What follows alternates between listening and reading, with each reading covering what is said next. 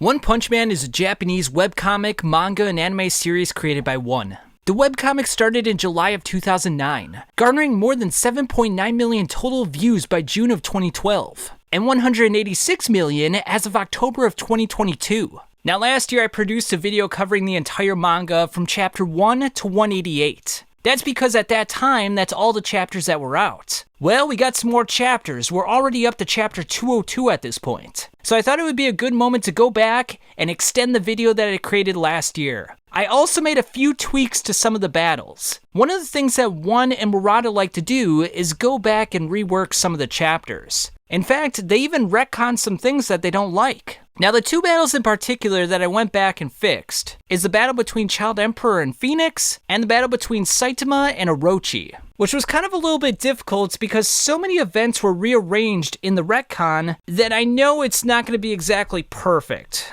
I know there's going to be some discrepancies here and there, but for the most part, things are as they should be. The events are at least correct, it's just that the order might be a little bit off here and there. I'll also leave timestamps in the video as well, so if you watched the anime series and got up to season 2, you can just pick up in the video where you left off in the anime and continue from there. And of course, this will not be the finalized version of this video. When more chapters come out in the future, I'll make the extension to that as well, and again until the series is done. But with that said, guys, why don't we just get right into it and enjoy the story that is One Punch Man. Our story starts off with a boom. An alien creature destroys an entire city as he looks to crush a crying girl. Before that happens, however, she's saved by a man with a cape. "Who are you?" says the alien. "Someone who's a hero for fun," says Saitama. "The will of the earth gave birth to Vaccine Man, so as to destroy humanity. He looks to destroy Saitama, but Saitama obliterates him with one punch." Now, 3 years earlier, an unemployed man encounters a crab monster. The crab monster attacks a boy with a cleft chin, so the unemployed man decides to save him. Turns out the crab monster is furious at the boy because he drew nipples on him with permanent marker. Saitama then rips out the monster's eye out. In the now, Saitama has trained hard to become a hero, but wonders why he's not satisfied. Marugari drinks a chemical that makes him massive in size. The little brother destroys an entire town in a single punch, surprising the bigger brother. Saitama is then seen on the giant's shoulder, so the little brother attempts to crush him, but ends up killing his older brother. Marugori proceeds to pummel Saitama, but it has no effect. Saitama punches him in the face, claiming that overwhelming strength is rather boring. Later on, Saitama encounters a race of subterraneans, and they are tough creatures. So tough, in fact, that Saitama is thrilled by the challenge. Unfortunately for him, this was all a dream. Now, in exchange for overwhelming strength, Saitama's emotions have dulled. He then has trouble swatting a simple mosquito. An outbreak of mosquitoes ravaged the city, as we see a demonic-level creature that's controlling them. A man with a mechanical arm incinerates a bunch of mosquitoes, claiming he'll exterminate the leader. She avoids his blast and tears off one of his arms in the process. She then notices that her own legs are missing. That's because Genos managed to rip them off. The mosquitoes congregate around her body to give her a boost in power and strength. Saitama enters the scene as Genos produces a large blast. "Woo, thanks, you're amazing. What was that?" The mosquito woman then rips Genos' body to shreds. Realizing that he's lost the battle, Genos gets ready to self-destruct. Luckily for him, however, Saitama whacks the woman and kills her on the spot. Afterwards, Genos begs Saitama to be his disciple. A scientist then discovers that his experiment was destroyed, so he wants to invite Saitama to his House of Evolution. Just then, a monster breaks through Saitama's ceiling. Saitama just obliterates the monster. Outside the apartment, Saitama gets pulled underground, as Genos is confronted by a cyborg. Genos finds himself preoccupied by the cyborg, as Saitama is approached by a huge lion. He threatens Saitama, but the bored hero merely instructs him to apologize. The Beast King goes into an epic rampage, yet Saitama performs consecutive normal punches to destroy him.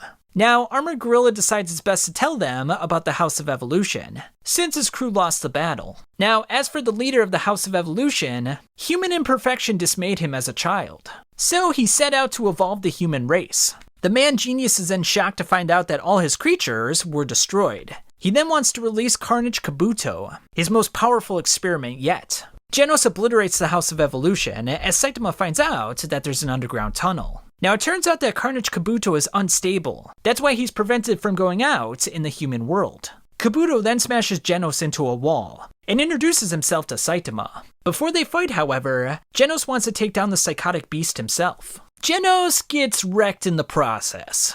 Saitama steps forward as Kabuto doubts his strength. Kabuto makes his move, but a simple reaction from Saitama forces him to retreat. You! How did you get such power?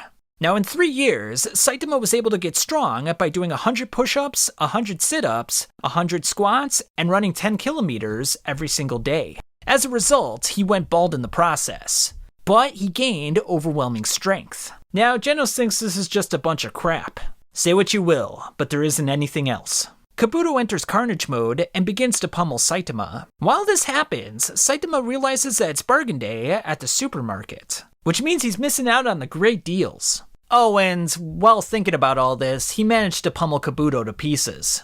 Afterwards, a group of paradises refuse to work, so they want to create a new utopia for their kind. A bicyclist known as Moomin Rider then confronts them, but he goes down with rather ease. Saitama wants to crush the Paradisers, since they've all got shaven heads, just like himself. And he doesn't want his reputation tarnished. A ninja that works for a wealthy man then confronts Hammerhead, the leader of the Paradisers. The ninja eliminates all the men, as Hammerhead begins to lose it. Hammerhead limits the ninja's path, but Sonic believes that his speed will trump his power. And it turns out that he was right, as he was able to throw a knife into the back of Hammerhead's head.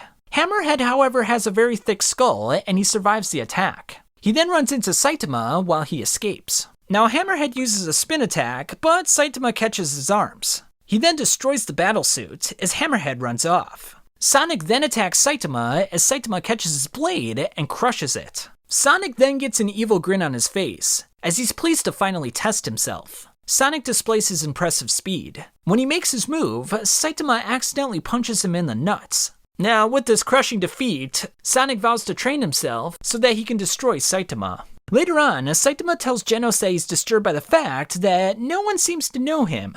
Genos mentions the Hero Registry, so Saitama says that if Genos goes with him, he'll make him his student. We then see Saitama performing several tests at the Hero Organization. Now, Genos got perfect scores and was given S-Class, whereas Saitama did badly on the written portion and got C-Class. A seminar is then held for the new class of heroes, as Saitama mindlessly chews some gum.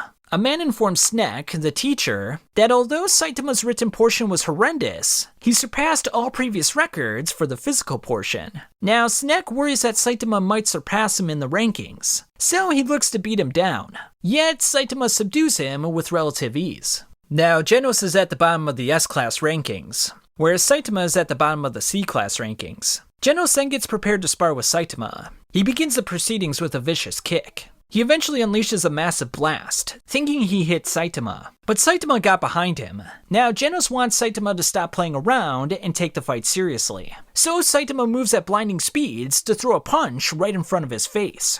Genos then realizes that Saitama is on a different dimension in terms of his power. Now to learn more from his master, Genos decides to live with Saitama, something Saitama's not really a fan of. Now Genos reminds him that a C-Class hero, who remains inactive for a week, is dropped from the Hero Registry.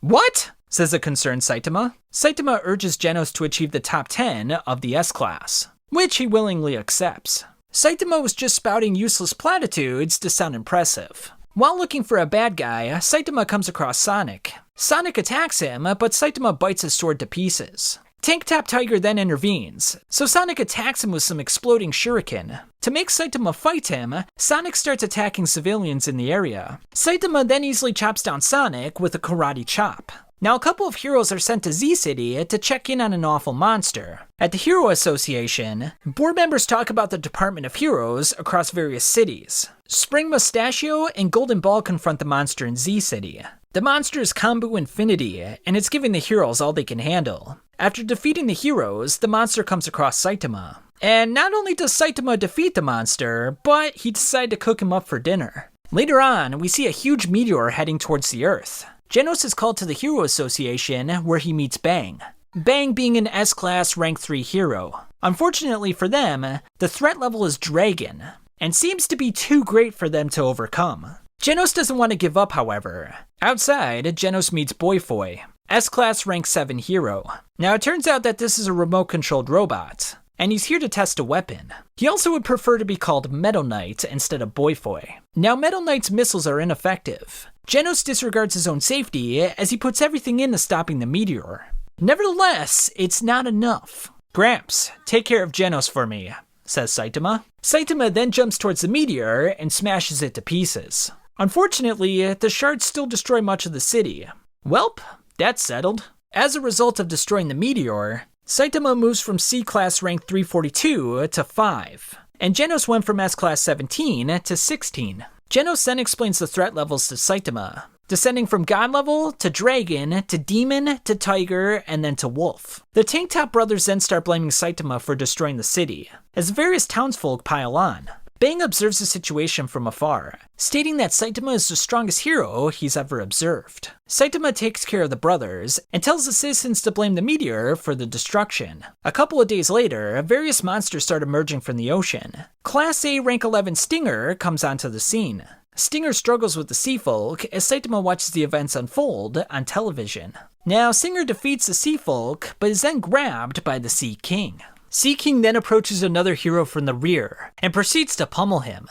Puri Puri Prisoner comes to rescue the heroes, as it's revealed that Sonic escaped from prison as well. Sea King and Puri Puri trade blows. Realizing that he needs more power, Puri Puri activates Angel Style. Despite an impressive attack, Sea King seems unharmed. Sea King then sends Puri Puri flying as he sets his sights on Sonic. Now, Sonic's speed appears to be decisive. However, when the rain comes down, Sea King enjoys a boost in speed and power. Sonic slips out of his clothes, however, and manages to escape. Genos encounters Sonic briefly as Sea King sets his eyes on his new prey. Snek stands no chance against Sea King as Genos makes his grand arrival. In the midst of the battle, Genos uses his body to shield a girl from Sea King's attack. Genos looks to be done, but top-rank hero of C-Class, Moomin Rider, then arrives on the scene. Despite standing no chance whatsoever, Moomin Rider refuses to give up. Saitama arrives to catch Moomin Rider and congratulates him on a good fight. Sea King looks to finish Saitama off, but the bald-headed hero punches a hole through his abdomen. While everyone is celebrating, an onlooker questions the need for weaker heroes. It is then that Saitama concocts a story that the other heroes weaken the monster so that he could give the finishing blow.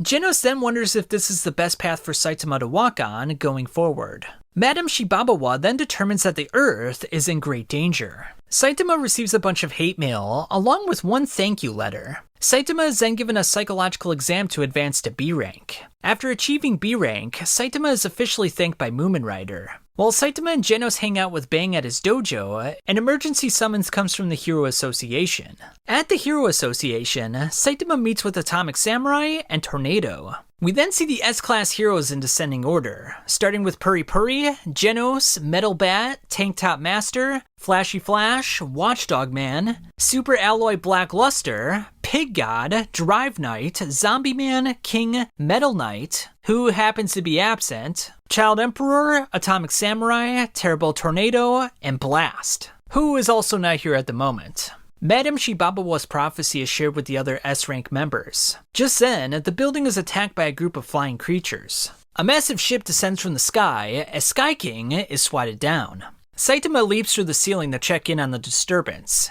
He then destroys a massive artillery shell. Atomic Samurai starts fighting with one of the aliens, one that can shapeshift with ease. Inside the ship, Saitama defeats many enemies with absolute ease. Lord Boros is told about the wreckage in the ship, as he stares at Saitama from a monitor. Melzergaard continues fighting with the S-rank heroes, as Metal Bat finds a crystal and destroys it. Saitama makes his way to Boros, the leader of the ship. Before they engage each other, Saitama obliterates the ship's telekinetic by flicking a rock through his head.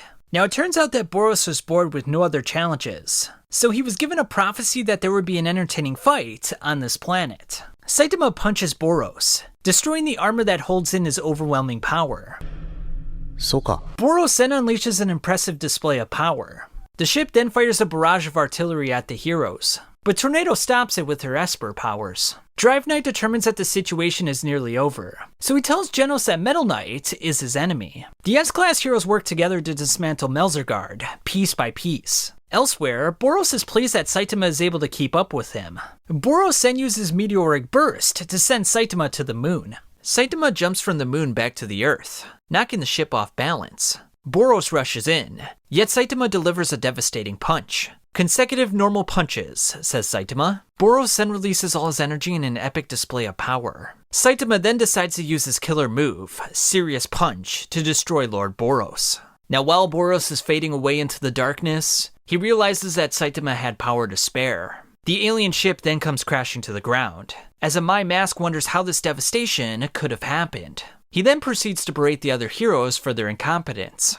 Do you know why I'm not S-Class? I protect Class A Rank 1 so no more losers like you can move up. Metal Knight looks to salvage the spacecraft, so that he can make stronger weapons in the future. City A was left in ruins, but a new Hero Association HQ was quickly constructed. Later on, a king approaches a villain that freaks out in his presence. He then buys a romance simulation game and can't wait to get home and play it. King is then approached by a machine god who aims to obliterate him. He then decides to go to the John and begins to panic. King runs away as Genos begins battling with the robot. While this is going on, Saitama approaches King in his apartment. Meanwhile, Genos incinerates the robot, but a smaller version emerges from the wreckage. Saitama wonders why King ran away earlier. Just then, a gigantic bird comes crashing through the wall. Now, it turns out that King was the benefactor of a series of fortuitous events, in which he always got the credits for defeating monsters, but really he did nothing. Saitama determines that King is an imposter, as the aforementioned hero pisses himself. Now, it turns out that King ran into Saitama once before. Genos returns to Dr. Kusero, requesting to be stronger. He then says that he'll destroy the cyborg that eliminated his home. A bunch of villains are gathered at Hero Association HQ for an unknown reason.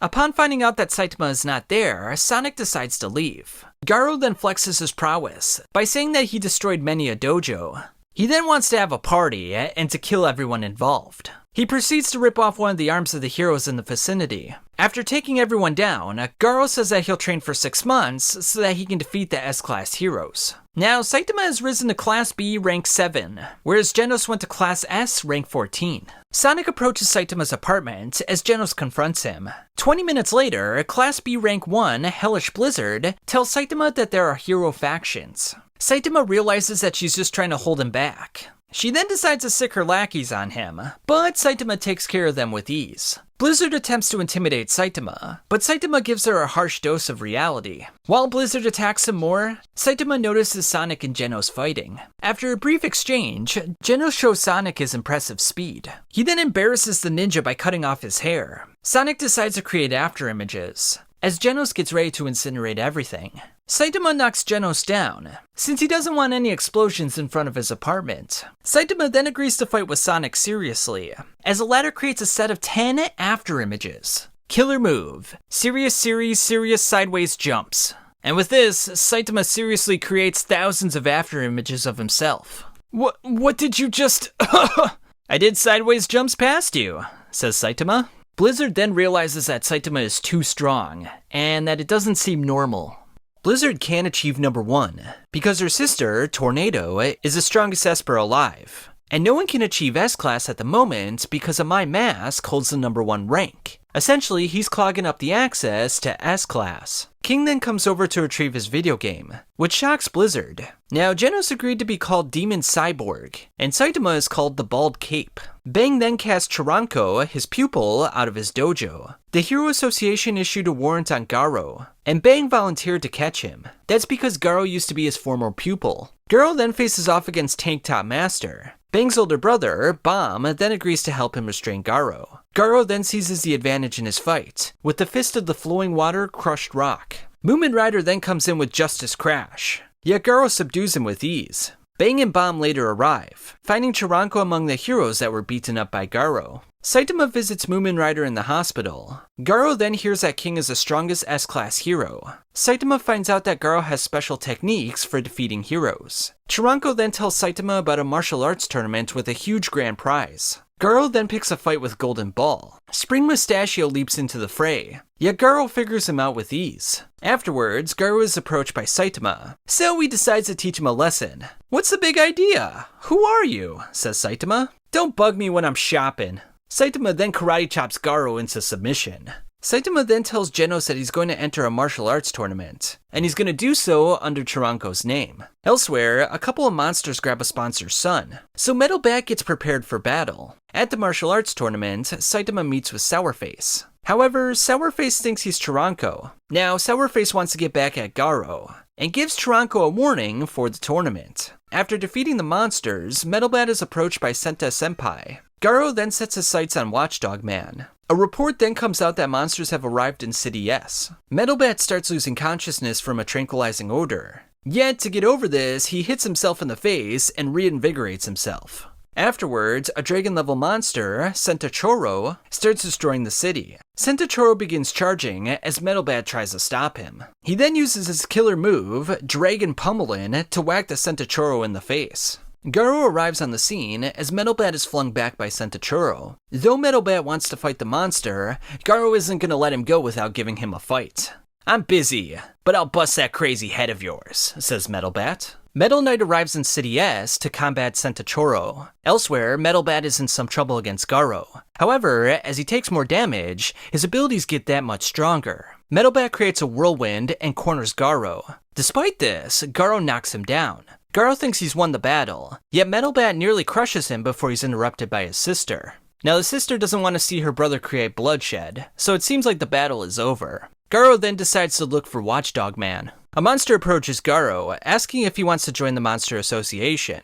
"I'm not interested, so get lost." Elsewhere, a rhino wrestler attacks some heroes. Monsters start appearing all over the city, overwhelming the Hero Association. Meanwhile, the 20-second super fight is ready to commence. Among the contestants is a man named Suryu, a guy who won the championship in 4 consecutive years, but has taken a break over the last couple of years because he was bored. Elsewhere, Bang takes care of one of the monsters with ease. Blizzard approaches Super S, a sadist monster princess. The monsters continue wreaking havoc all over the city, as Saitama wins his first match with a slap.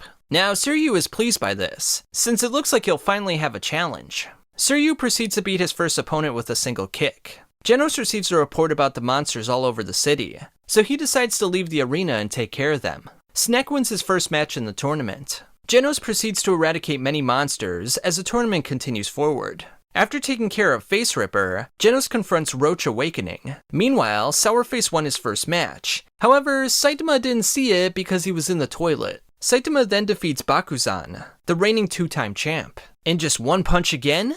I think I'll do that too," says Suryu. The monsters successfully abduct Waganuma, the son of a Hero Association executive. Genos finds it difficult keeping up with Roach Awakening. He then sets up an adhesive that traps the roach, allowing him to incinerate the monster. However, it looks like he might have escaped. Super S manipulates the men in the area to attack Blizzard. Blizzard bounds them all at once, yet this gives Super S an opening to lash her. Now, Super S attempts to control her, but Blizzard does not yield. Blizzard then creates a hellstorm to wound Super S. Just then, Big Sister Tornado comes onto the scene.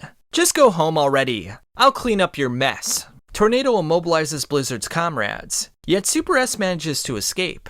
Now, Snek becomes dismayed that Suryu is so much stronger than him. Suryu questions Snek's reason for becoming a hero, since there are so many monsters these days, and perhaps it would be better if only the strong survived. Suryu then takes care of Snek with a single kick. We then find out that Goketsuku demolished Genos, and he's on his way to the martial arts tournament. We then see the Monster King himself, Orochi. Drive Knight takes care of numerous monsters, but he now wants to find the source of all the monsters. Pig God begins eating a monster, as Child Emperor worries about the poison he ingested. Garo then finds Watchdog Man after he just defeated a slew of monsters. Garo thinks he can take him on as he makes his move. Flashy Flash then attacks the eyes of a giant octopus monster. Out of nowhere, Tornado begins crushing the octopus with her Esper powers. After finishing off the monster, Tornado berates the heroes for fooling around. Gyoru acknowledges Tornado's strength and wants to face her himself. However, Orochi says that he could just make more monsters. Atomic Samurai tells a council of swordsmen that he must find Garo and strike him down. Haragiri mocks Atomic Samurai and reveals some monster cells. Now it turns out that Haragiri already became a monster himself, and he instructs the others to eat the monster cells. Atomic Samurai then cuts him to tiny pieces. Gyoru tells Boyfoi that they are trying to attain a higher stage. Chose, Saitama's next opponent, feels confident in his abilities, but he ends up getting defeated with ease. And with this, the championship match is set, with Suryu facing off against Saitama. Taranko. Suryu launches his first attack, as Saitama prevents his wig from falling off. Suryu continues attacking while Saitama focuses on his wig. Afterwards, Saitama admits he joined the tournament to experience martial arts. Suryu performs a set of moves that sends Saitama crashing into the concrete of the stadium. Crunch. Suryu tells Saitama that heroes don't really exist, and that it's just a word. Suryu knocks off his wig as Saitama throws a punch that utterly shocks him. Because Saitama was fighting under a false name, he was disqualified from the tournament. Nevertheless, Suryu wants to display his full strength. Despite his best attacks, they have no effect on Saitama. Saitama then realizes that martial arts is a way to move all cool-like. Saitama then accidentally knocks Suryu out of the ring with his butt. After Suryu's win, 3 crow monsters arrive in the stadium. Goketsu arrives, claiming he'll turn the contestants into monsters. Goketsu was taken to the monster organization and was given a choice to break through his limits. Chose eats one of the monster cells and is pleased with the results. Suryu tells the others to watch the crows as he fights Goketsu. He then gets into an epic exchange with Chose. With a set of special moves, Suryu manages to put Chose away. Suryu then refuses Goketsu's offer of becoming a monster. "Then you die," says Goketsu. Suryu resists on, yet Goketsu's strength is overwhelming. "He's stronger than me, and in many ways." Suryu asks Bakuzan for help, but the martial artist consumes many monster cells. Snek and Lightning Max arrive to provide assistance. Realizing that there's no chance of defeating Goketsu, Suryu decides to flee. However, he's cut off by Bakuzan. Gyoro says their plans of monsterizing humans is proving quite successful. Bakuzan gets cocky with his new powers, so Goketsu gives him a stern warning before heading off. Bakuzan then begins toying with Suryu for his own amusement. "Someone help!" yells Suryu. Suryu then realizes that heroes provide a sense of hope in the darkness. Saitama, a true hero, then arrives on the scene to take care of Bakuzan. Now it turns out that Saitama doesn't recall Bakuzan, as he defeats him with ease. Suryu thanks Saitama as the latter says that he's a hero. Now Genos needs to get repaired by the professor after getting wrecked by Goketsu. Suryu attempts to warn Saitama about Goketsu's otherworldly strength, but the bald-headed hero heads off nonetheless. And moments later, Goketsu's head comes flying into the stadium, landing next to Suryu. "Can I ask you something, Saitama? Will you take me on as your disciple?" "Heh, absolutely not." Elsewhere, Puri Puri employs Angel Hug on one of the monsters. Now, despite joining a martial arts tournament, Saitama didn't feel any stimulation.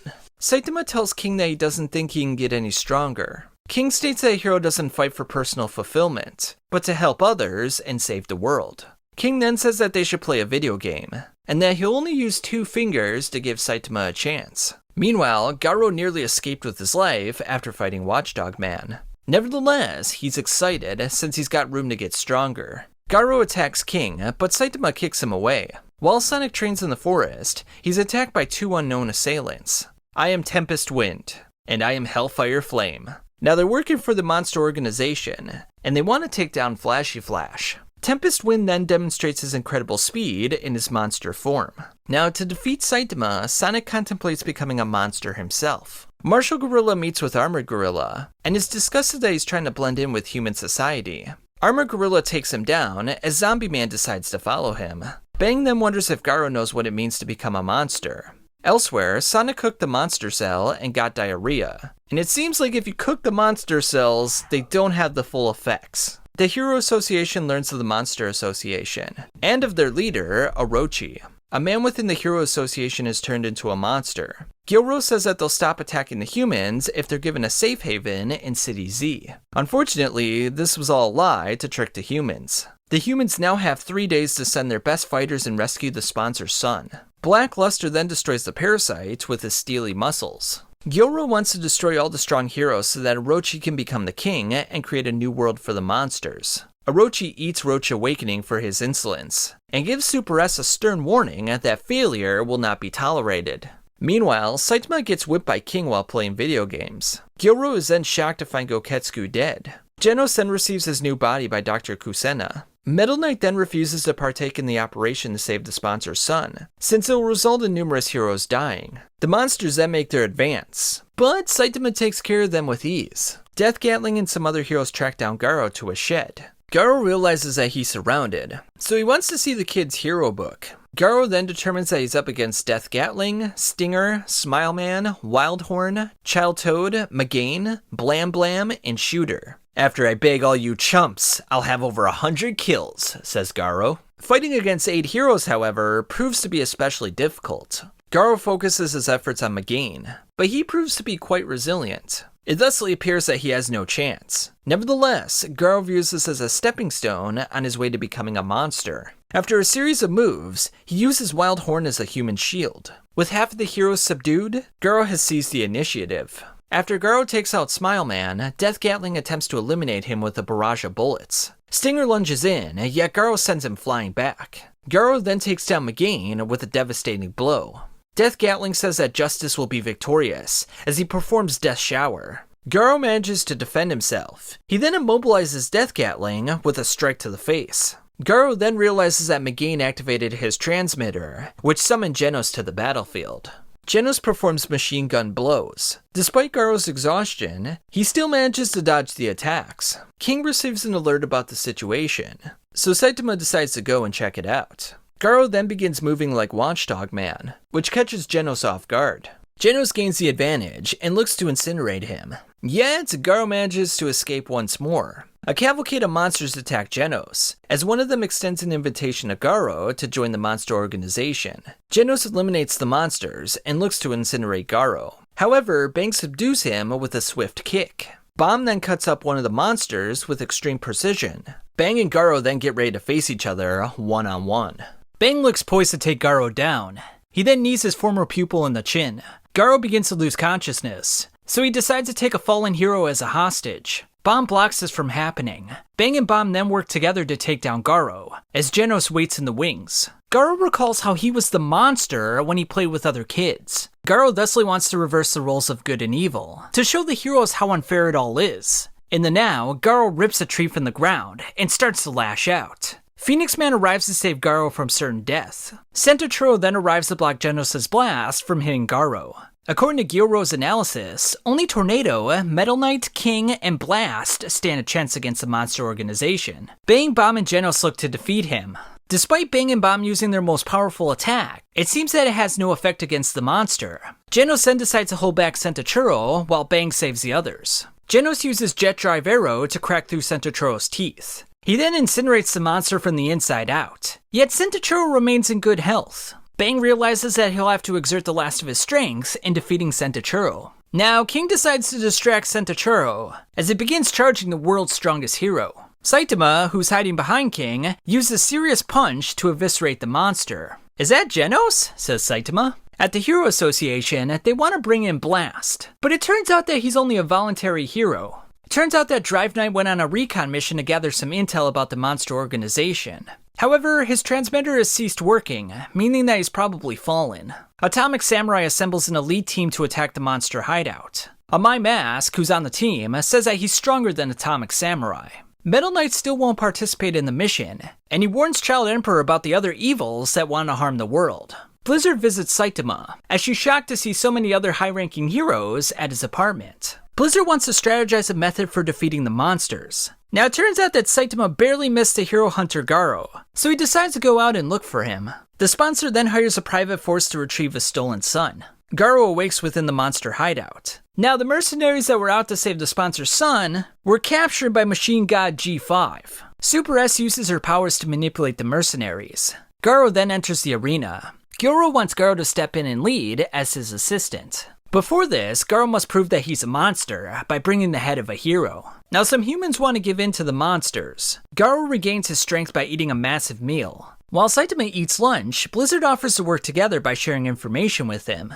Saitama then shares a single fry with Blizzard, and because he forgot his wallet, he tells Blizzard to pay the bill. Saitama then calls out Garo for dining and dashing, even though technically that's what he just did as well. Since Garo must kill a single hero, he decides to make it Saitama. Saitama knocks him back and says he can't be seen with him since he dined and dashed too. King the Ripper is unimpressed by Garo's monsterness, so he decides to test him. Now the monsters want Garo to kill the kid, but Garo instructs the kid to run away.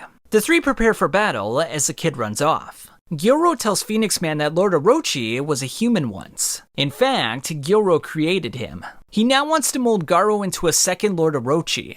Now in the meantime, a zombie man is hunting down the House of Evolution, but Armored Gorilla says it's already been destroyed. Turns out Zombie Man used to be one of the experiments at the House of Evolution. Now, Dr. Genis says that he's encountered someone that has removed his limiter. While Dr. Genis explains what a limiter is, we see Garo fighting Bug God and King the Ripper with absolute ferocity. Now, Saitama is different from monsters and heroes. He was a normal person with no talent. Yet through sheer effort, he forced open his limits and demolished his limiter. Hedgehog Jellyfish captures the boy, causing Garo to absolutely lose it. Garo is then blindsided by the two monsters. And after apparently killing Garo, the monsters decide to leave. Saitama returns to his hideout, saying that things couldn't have gone worse. Turns out they lost his wallet and the 6,000 yen that was inside. Blizzard comes back to return Saitama's cabbage that he forgot. Geno senses an enemy, so he instructs King to handle it. Dr. Kusena then arrives to meet with Saitama. Dr. Kusena offers Saitama some premium beef as a thanks for taking care of Genos. Gyoro hears about the news that Garo is dead. He then instructs everyone to prepare for the battle. King the Ripper meets up with G5, as we see that G5 has Metal Knight's helmet. Now, Taro is sent to jail with the sponsor's son. A monster tells him that the top-ranked heroes stand no chance against the strongest monsters. Garo then recovers from his wounds, and he appears to have gained a new level of strength. Child Emperor wants to shut Genos out of the operation, since he hasn't proven his loyalty yet. He also doesn't want Bang included since he has a history with Garo. Meanwhile, Saitama and the others stare at a glorious hot pot as they begin to fight over it. Why are all of you mooching off of me? I haven't used all my cabbage! Go home already! The group eats a meal together, as King is on the floor because he got knocked out by one of the heroes. After taking out Saitama's trash the next morning, King is approached by members of the Heroes Association. The S-Class heroes prepare for their assault on the Monster Association.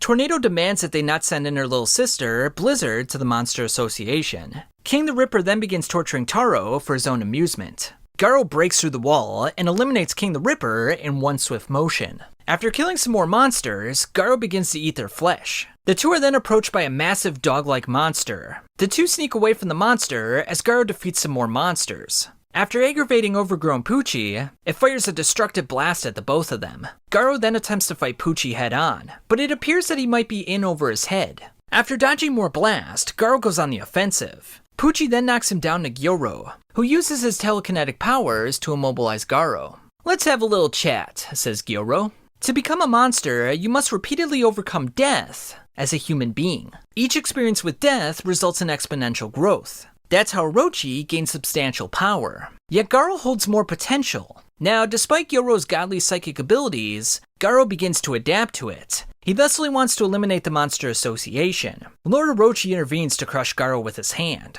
Orochi then uses his long, flexible horns to impale Garo. "No problem. After all, I already had a bunch of fresh holes in my body," says Garo. Garo goes on the offensive as Orochi's body transforms into a hydra of sorts. Despite Orochi's destructive power, Garo persists on. "He isn't scary enough, but I will teach you fear." Orochi then adopts to Garo's fighting technique, which utterly stuns him. After Garo is subdued, Gyoro states that he will take his time with him, and he intends on brainwashing him. Tornado wants the other S-rank heroes to clear the small fries while she handles the big boss. Amai Mask then shows up to the meeting.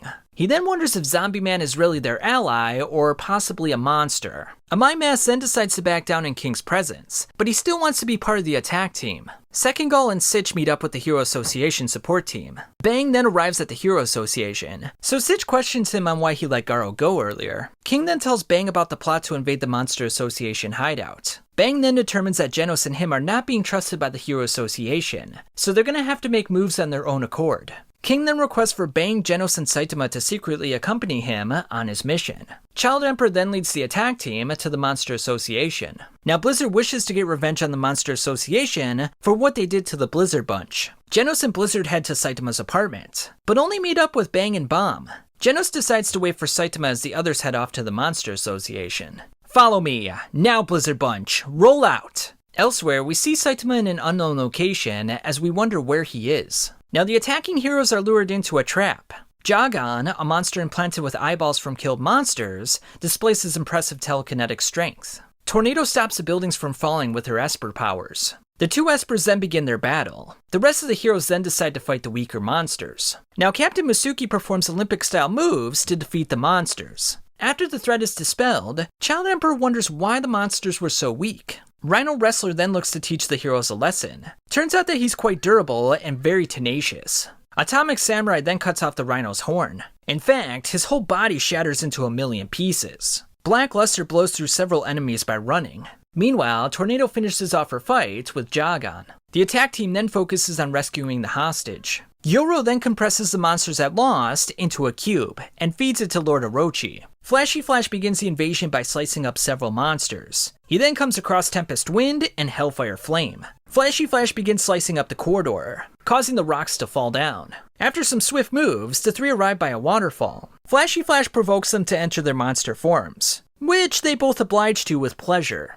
Flashy Flash knows all their moves because he trained harder than anyone else. The two then start fighting as monsters, allowing them to seize the advantage. Nevertheless, Flashy Flash uses Flash Slash to cut the monsters in half. Flashy Flash then says that they lack sufficient training before leaving himself. Zombie Man slaughters several monsters while making his way through the hideout. He then encounters a vampire that bites into his neck. Now the other monsters in the area are just going to watch the proceedings. They don't want to get involved. Zombie Man pulls out his guns and says, "Try sucking on these." He then fires a massive blast. The vampire catches the bullets and tosses them back. Zombie Man regenerates his body, so the vampire wants to tear him to pieces. Despite killing Zombie Man over 200 times, the hero takes the final victory. He then eliminates the remaining 300 monsters in the area. Child Emperor then reports that Wagunma is now in his possession. Child Emperor then finds Metal Knight's disassembled cyborg. Child Emperor then ascertains Wagunma's location, but is then cut off by Phoenix Man.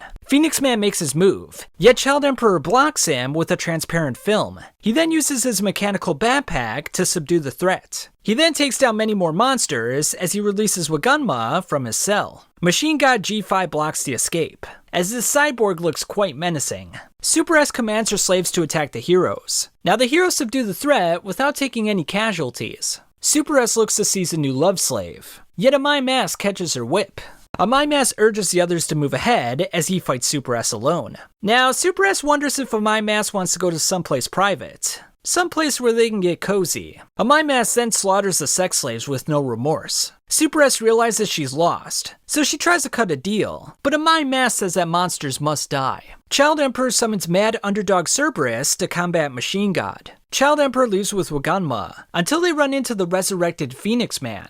Child Emperor then sets up a transparent shield with 5 layers, yet Phoenix Man penetrates through them all with no problems. With no other resort, Child Emperor summons his ultimate weapon, a giant mecha robot. That being said, he's only got 2 minutes and 38 seconds to finish the fight. Child Emperor connects his brain with the robot, as he claims that he was saving this as a trump card against the monster King Orochi. Phoenix Man shares a mental area called the Phoenix Space with Child Emperor. A mental area? Can this guy use hallucinations too? Wonders Child Emperor. Though the other S-Class heroes look more menacing, Phoenix Man claims that Child Emperor has the most darkness within him. Phoenix Man thusly wants to work together so that they can create the perfect organization. I will tell you exactly how to turn a costume into a monster and strengthen it. Then, how to enter this space here. Now, accept the monsterization and reincarnate. Child Emperor breaks the hallucination and uses his mecha arm to crush Phoenix Man in the physical realm. Phoenix Man pushes him back with amazing speed. Now he still wants to transform Child Emperor into a monster, as he activates Phoenix Fire Falcon mode. Child Emperor counters with 20,000 Full Rope Skip Grinder. The two continue their tumultuous battle at blinding speeds. Child Emperor then traps him with an electromagnetic irritating shield. He looks to finish him off, but Phoenix activates 10,000 Celsius Prominus. Now Child Emperor looks to push him into the cooling water beneath the earth. He then wonders why he hasn't felt appreciated as a hero ever since joining the association. Various monsters in Saitama are pulled into the blast created by Child Emperor and Phoenix Man. Child Emperor catches Saitama's gaze as he gets whisked into the currents. Phoenix transforms into penguin mode and begins to fly away? Because, yeah? Phoenix Antarctic Iceberg Attack! The fight rages on, as Phoenix attempts to convince Child Emperor to join his cause once more. He then accuses the higher-ups of the Hero Association of committing crimes behind the scenes. You'll find out soon enough if that sick stuff is true or not. You've been helping out a bunch of criminals without even being aware of anything. Phoenix acknowledges Child Emperor, and he now wants him to achieve true glory, together. Turning into a monster and becoming evil doesn't give you glory at all, says Saitama. Now, despite being in a spiritual space, Saitama punched his way through. Because yeah, he's Saitama, I mean, what else is new? After threatening Phoenix Man, the three are transported back to reality. Child Emperor checks in on Zombie Man as the latter says, "Let's have milkshakes when we both get back to safety. My treat." And this is exactly the encouragement that Child Emperor was looking for. He then follows Zombie Man's example in becoming the hero that he wants to be. The two resume fighting as Saitama takes Waganma to safety. Child Emperor abandons his suit and uses a compact robot tickle bug to incapacitate Phoenix. Now Phoenix refuses to take the suit off, as a massive explosion ensues. In the aftermath, we see a monster that's below wolf level. Monster Chickman. You were pretty cool, even if you think of yourself just as a child. In reality, you're a great hero, says Saitama. Wind and Flame look to take advantage of this situation and take out Child Emperor, but Saitama easily takes them out with a punch. The three then hop on to Underdog Man as they look to take a ride out of here. Just then, Lord Orochi's tentacles look to take them out, yet Saitama obliterates them with ease. Elsewhere, we see Suyu preparing himself for battle against the Monster Association. Malong Hair blocks a sword strike with his durable hair. He then uses his hair to attack the three disciples of Atomic Samurai. We then see Puri Puri withstand numerous attacks from a monster cohort. Vacuumer, an elephant monster, fires a blast that Puri Puri dodges. Puri Puri uses Dark Angel Rush to eviscerate the Vacuumer. Nyan, a cat monster that transformed the prisoners into monsters, proceeds to gash Puri Puri across the chest. Puri Puri recovers, but Nyan escapes through a crack in the wall. Puri Puri then begins swimming through the concrete of the earth, all in attempts to chase down Nyan. We then see Insect God punching Black Luster. Now, Insect God fails to meet Black Luster's expectations, so the monster decides to go all out. Nevertheless, Black Luster pulverizes him with ease. Saitama then takes care of overgrown Poochie, sending a rippling effect through the hideout that everyone notices. Nyan attacks Saitama from the rear, but it has no effect on the bald cape. Tornado approaches Gyoro as the latter begins his assault. "Is that all you got?" replies Tornado. Gyoro transforms into his true form, looking to prove his dominance as a top psychic. That being said, Tornado gruesomely tears him apart with a look of pleasure in her face. Gyoro calls out for Lord Orochi, as we see the aforementioned Demon King confronting Saitama. Orochi begins attacking as we see that Poochie is still alive. Poochie decides to run away in fear as Saitama is pissed at Orochi for singeing his cape. Now Orochi wants to have a private word with Saitama as the two descend towards the depths. "Welcome to the stage of my resurrection," says Orochi. Turns out that Orochi was placed under Gyoro's control, and he was specifically selected to form the strongest monster through extensive fusion experiments. He awakened the heaven's will and was destined to become a god. And since then, he donned a mask to put up a front that he was obeying Gyoro. While Orochi laughs maniacally, Saitama's clothes burn up in the lava pit. Saitama then begins taking a bath leisurely as Orochi wonders what kind of man he is. Orochi understands this much, that Saitama is no pushover, so he intends to use the full extent of his power in one blast, and that comes in the form of a Gaia cannon. And to this, Saitama responds with, "Killer move. Serious squirt gun." He then finishes off Orochi with a punch to the gut. After the battle is complete, Saitama says, "I gave you a lesson your parents should have. Don't splash around in the tub." As the structures begin to crumble down around them, we notice a mural painted on the wall, and it looks to be of a mysterious man. Perhaps it's an unknown deity. Gyoro discovers that Lord Orochi is dead. Tornado continues torturing Gyoro as we see that King is all by himself in the monster hideout. A monster pretending to be Waganma attempts to trick King. Now, because King doesn't want to help out Waganma because he's not actually a real hero, the monster thinks that King saw through his ruse. And because of this, he gets very scared and dissolves into goo. The three disciples then defeat Malong Hair by cutting off his hair. Atomic Samurai starts fighting with Machine God G5. The samurai then cuts him to pieces, yet the cyborg manages to survive and flee the area. Elsewhere, Taro is chased down by Black Spermatozoon. Blizzard Bang and Bomb encounters Super S. Now, Super S is relishing the opportunity of turning a My Mask into one of her slaves. Bang and Blizzard then work together to take down Super S and her slaves. Now, Blizzard takes Super S's whip and lashes her a few times before converting the Blizzard Bunch to a bunch of slaves. While showing them where Garo is, Super S tricks them and summons Poochie with a whistle. Now, while Blizzard goes after Super S with Hellstorm, we see Garo chained up in a room. Turns out that Homeless Emperor encountered God, and was thusly given power to destroy humans. Amai Mask finds an arena where monster cells are cultivated for further monsterization. After destroying the monster cells, Amai Mask encounters President Ugly. Unfortunately for Amai Mask, when he sees ugliness, his body shakes uncontrollably, and he cannot move. Pig God is then eaten by Gums. Pig God then expels himself as the two go at it. Atomic Samurai's prodigies then encounter evil mineral water. Now, Puri Puri finds Garo chained up after chasing Nyan.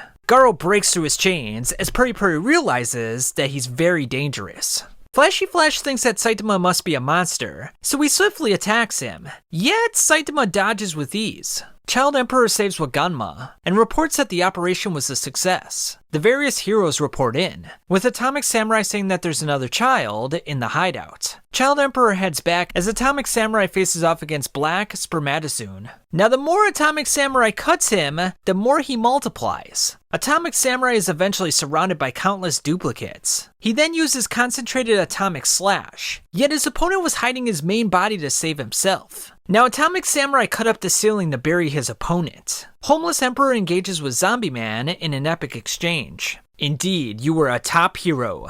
Even death didn't stop you, so you must have been strong. Now Flashy Flash is confused as to how Saitama saw through his attack. So he tries again, yet Saitama catches his blade with 2 fingers. Saitama wants to tag along, but Flashy Flash decides to ditch him. Or so he thought. Saitama finds it rather easy keeping up with Flashy Flash. Nyan approaches some heroes and deflects a bullet with his claw. Nyan looks forward to tearing Waganma to shreds. Now, despite the heroes having a numbers advantage, Nyan proves to be too much for them. Gearspur then uses his psychic abilities to tear a building apart and to attack Nyan. Nevertheless, Nyan survived the attack and grabbed Waganma. Drive Knight intervenes to prevent the abduction of the sponsor's son. Drive Knight then transforms into a motorcycle and circles around Nyan. He then transforms into various chess pieces to attack Nyan. And finally, he transforms into gold. I love gold! Yet Nyan decides to slip into his body. Drive Knight then decides to raise the temperature of his body,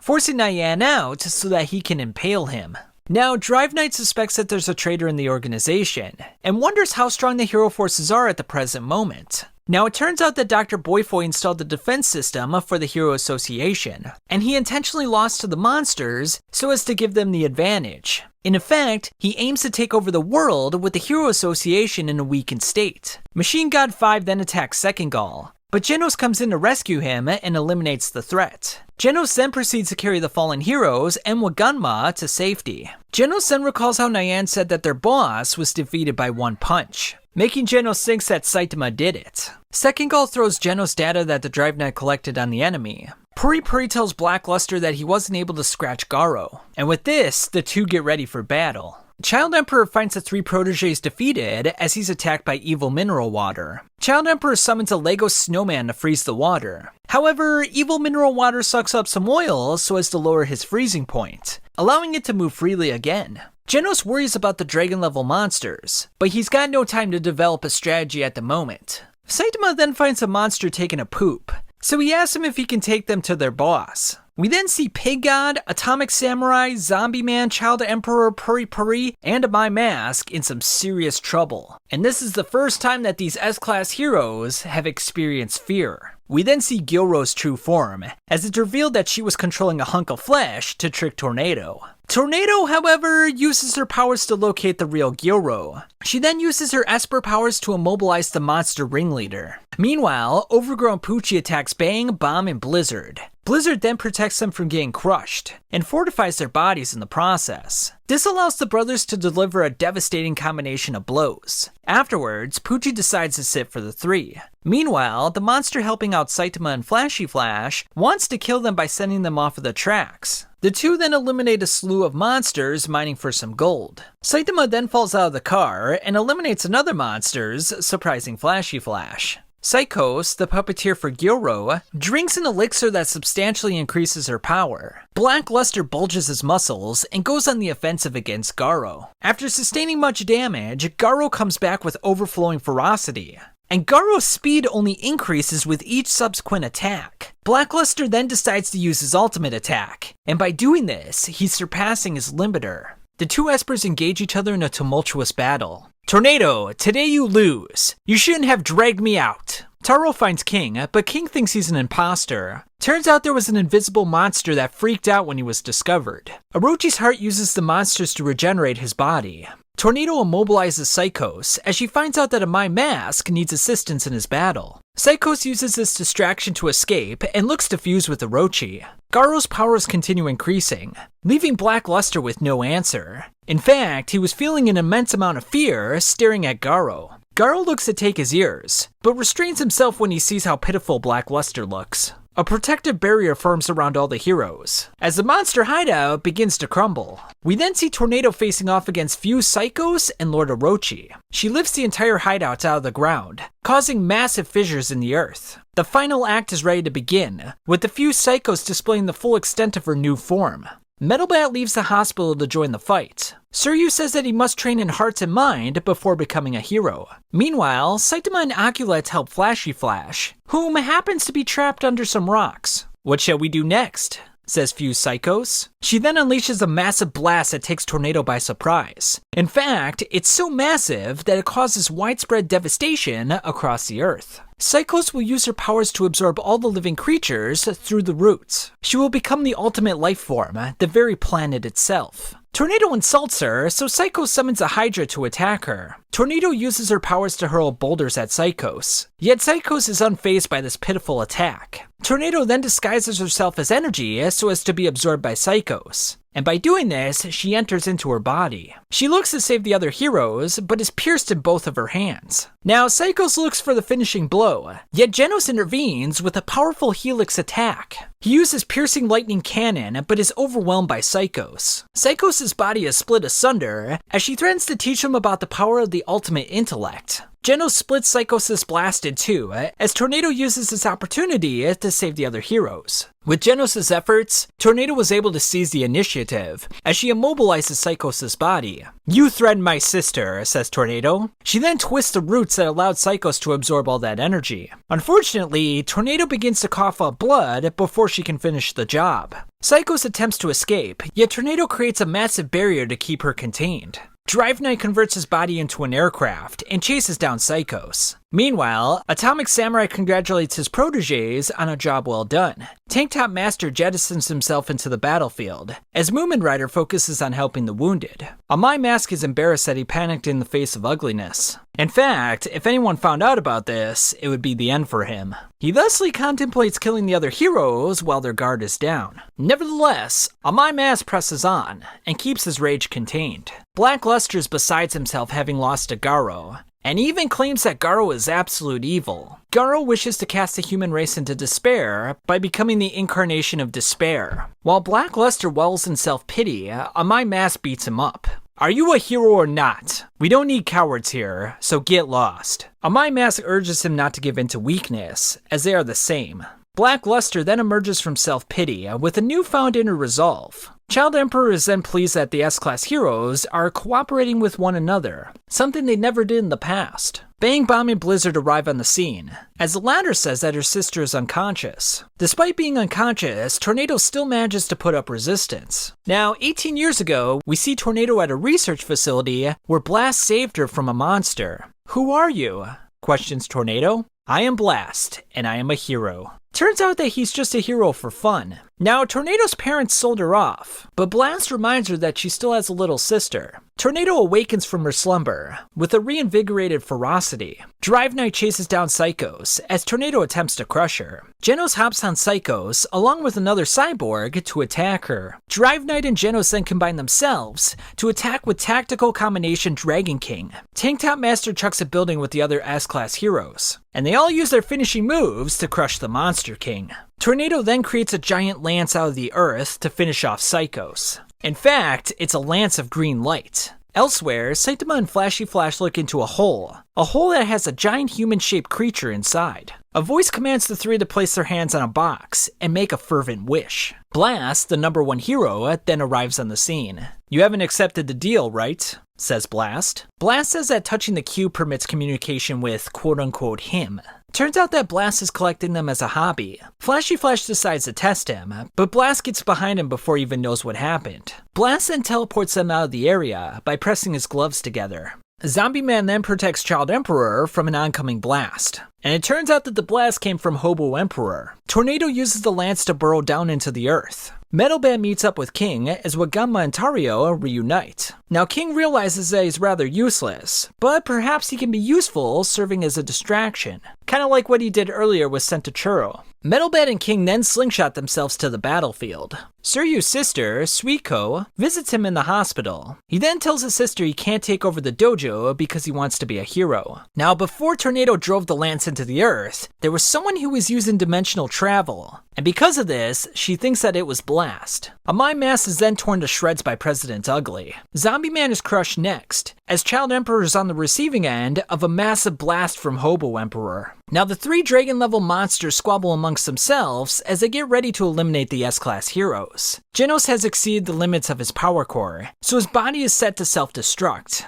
Nevertheless, Blizzard uses her powers to suppress the thermal motion, and because of this, they avert a catastrophic explosion. The strain on her body causes her to pass out. Homeless Emperor creates a symphony of light to eradicate Tornado. Tornado returns to her sister in critical condition. Now she wants to re-enter the fray, but Blizzard attempts to restrain her out of fear for her life. I'll save you, sister, in a way that you cannot do by yourself, because I am a hero. Despite this, Tornado turns the tables, and goes off into battle once more. Genos gives Blizzard some reassuring words, just like Saitama did for Moomin Rider. A group of samurai then take pleasure in watching the destruction. Tornado prevents President Ugly from smashing a villain, as Pig God helps out Tank Top Master. Tank Top Master tosses Pig God towards Moomin Rider, as President Ugly knocks Tornado back. President Ugly smashes Tank Top Master into a bloodied mess, as Gums proceeds to eat him. Pig God lands near Moomin Rider, and calls for the medical staff. Now President Ugly plans on looking at Tornado's underwear, as Genos punches Tank Top Master out of Gums.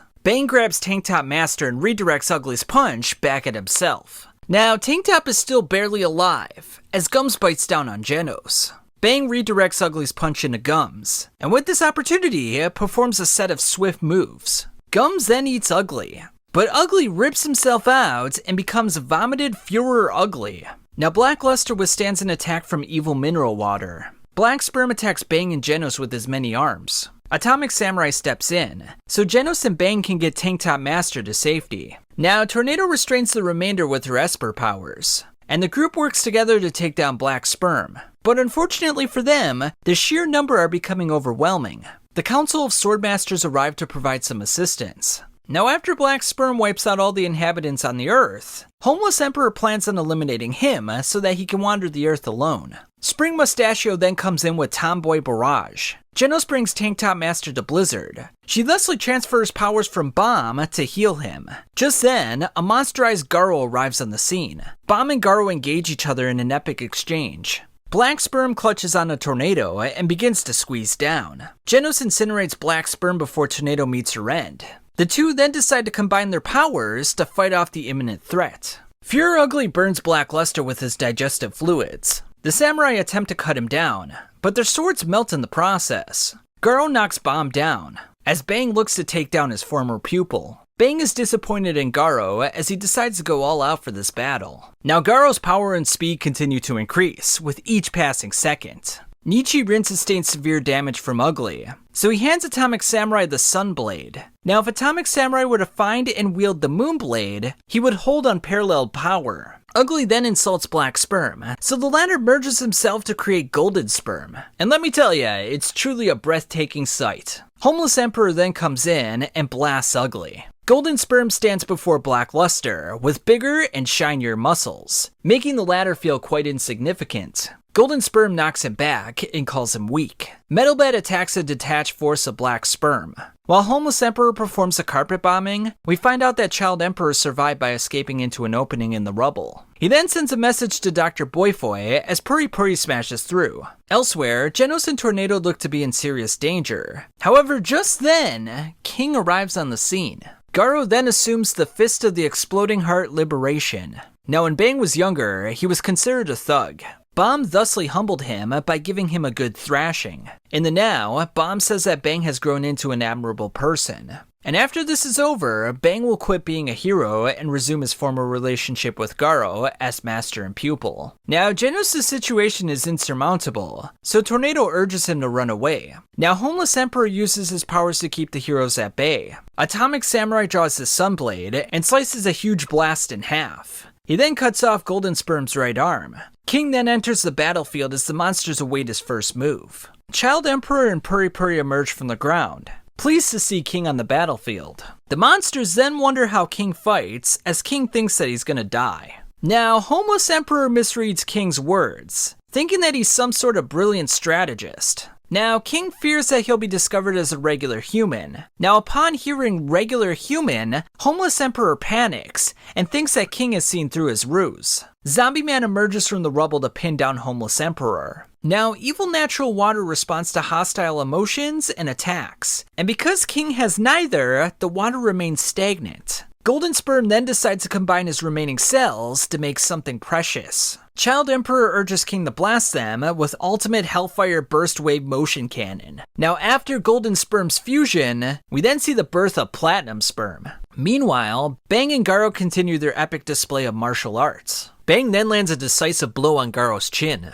Bang collapses from exhaustion as Ugly stands over his body. Zombie Man questions Homeless Emperor about how he got his powers. You want to know about God? Silence. I am taking them back.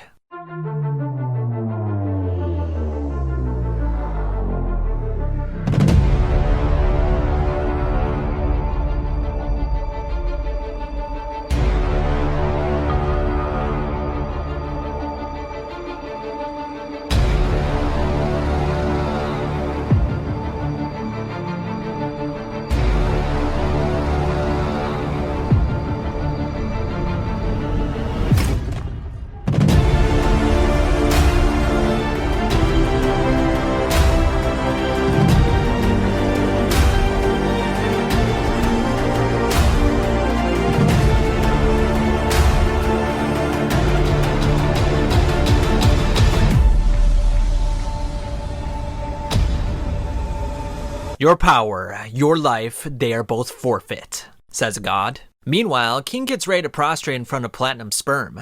Platinum Sperm surmises that King desires a one-on-one battle. Ugly aims to crush Bang, but Garo prevents this from happening. Now, while King pretends to take out Platinum Sperm, Garo attacks him along with Evil Water. King is thusly flabbergasted, to say the least. Garo returns to Bang as Saitama and Flashy Flash are transported to the battlefield. Saitama proceeds to run past Garo to check in on Genos. Flashy Flash attempts to kick Garo, but he dodges. My name is Garo. I'm the one who's gonna rise to disaster level God and straighten this world out. Flashy Flash engages Platinum Sperm as Garo comes crashing in. Saitama congratulates Genos on a good fight. Now, Genos didn't self-destruct when he was in ultimate danger. That means this part has gotten stronger too, doesn't it? Says Saitama. While in the throes of battle, Garo feels as though he's perfecting his own technique. A technique that will allow him to dominate the world as absolute despair. We then see the apparent God viewing the battle from afar. Flashy Flash is stunned that he met 4 people today that surpassed his speed. Platinum then sends Flashy Flash into the ground most painfully. Let me pass through for a second, says Garo as he destroys Platinum Sperm. A being resembling Blast offers his powers to Tornado. Who are you? The mysterious creature vanishes as the real Blast arrives by her side. Blast then leaves Tornado with King, as he says he's gotta go provide backup to an unknown region in the universe. Once he leaves, Sage Centipede emerges from the earth in a most unexpected fashion, and it's here to destroy an abominable fist that turned against God. Evil Water merges with the ocean to become Evil Ocean Water. Sage Centipede threatens Tario's life, so if Garo moves even an inch during the battle, Tario's life will be forfeit. Garo then takes a joint attack from the monsters with no resistance. Saitama then eliminates Evil Ocean Water with Serious Punch. Now, Metal Bat's attacks have no effect on Sage Centipede. Garo then runs past Metal Bat as he heads for Sage Centipede. After a series of moves, Garo and Metal Bat look ready to team up. The monster then bears down on them as they lash out with fury. The two combine their attacks to go after Sage Centipede. Sage Centipede then goes after the helicopter with the various heroes and Tario inside. This causes Garo and Metal Bat to stand idle. After attacking the two, Metal Bat is filled with fighting spirit. Sage Centipede looks to finish them off with 6,666 leg grand drill. Through resonance and amplification, the two were able to crack the rigid exoskeleton. Garo then tosses Sage Centipede's regenerative core very far away. A Mime Mask, who somehow is still alive at this point, finds a man eating the remains of gums. Sage Centipede furiously chases down the core, yet Garo tears him in half before this can happen. "I've reached the epitome of martial arts," says Garo. "My fist is now perfected." A Mime Mask looks to kill Oculate, but the ship Saitama is riding on blocks his punch. The main players have arrived, the new Blizzard group. Saitama then angles the ship to deflect the wave from the other heroes. It also serves as a protective barrier to prevent Sage Centipede's body from crushing them. Pig God then puts the heroes in his mouth to protect them from devastation. Saitama then lands next to Garo. What are you supposed to be?" "Who the hell are you?" replies Garo. Garo then admits to being a monster and proclaims he'll become absolute evil. Now, because Garo isn't a real monster, Saitama isn't interested in fighting him. Garo lunges in nonetheless, yet Saitama easily knocks him back. Upon receiving this blow, Garo immediately remembers all the times he was knocked back by Saitama. The two then start fighting so fast that the other heroes can't even perceive what's happening.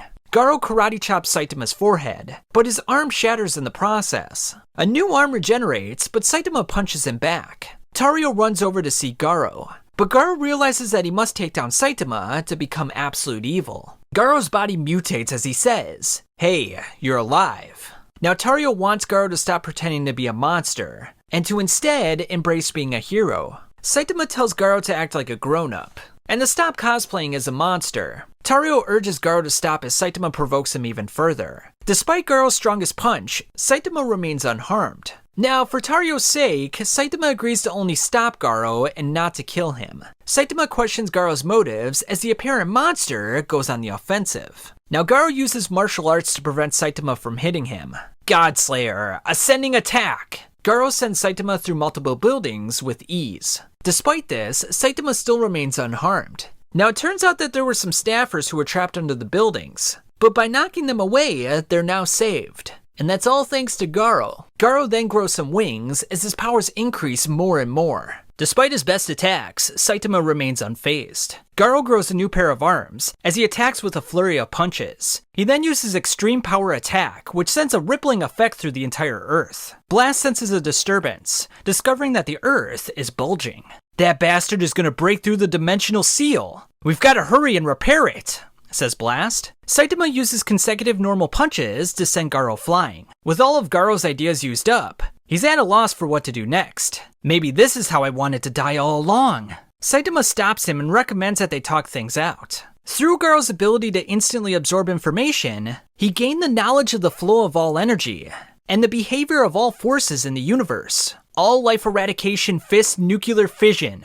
Psychos watches this display of power with amazement. The two then attack each other with consecutive normal punches. Garo knocks Saitama back, and seems to have injured him a bit. Garo then uses a gamma ray burst, which is an explosive force that occurs at the end of the life of a massive star. Garo then lands before the heroes, as a symbol of fear and absolute evil. Now it turns out that Garo touched the hand of God, so he thusly became an avatar for the Supreme Being.